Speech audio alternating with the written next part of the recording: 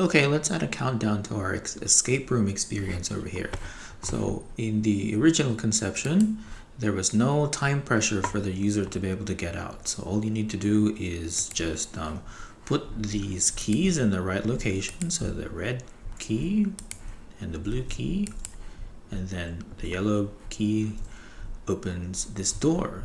So the idea here is that we're going to have a time, a countdown basically. So one thing we can do is we can just add a timer object. We can use the easy peasy countdown feature for this, but we need a place to put that component. So I'll just make a completely empty game object here, a new empty game object, and then I'll use the countdown event component. And what this does is it basically, we set it a time, let's say 10 seconds, and then when it reaches 0, so what happens when we press play is it'll keep timing down, and when it reaches 0, it'll activate this event over here. So I'm just going to rename this to be countdown, and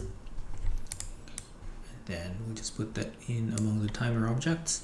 I've preset these objects here because I didn't want to show you how to set that up. You can do that yourself, but where that comes from is just the props folder in the Easy Peasy Toolkit, and that's just a label. So like this label is for anything that you need, if you need some writing in the world here, but obviously that's not the correct configuration that we want. So if you wanted something a little bit bigger, you can just like, you know, make that bigger and then change the color. But I've preset what we want for our timeout feature. So anyway, let's go back to the countdown. So now this countdown, it needs to know if there is like a clock that it can talk about, like a clock to keep the time in. So if we just press play right now, this isn't going to work, but I'm just showing you why it's going to work, why it isn't working. So you can see that the clock is counting down, but there's nothing in the screen that's counting it down. So what we need to do is we need to link it to something that's showing the time.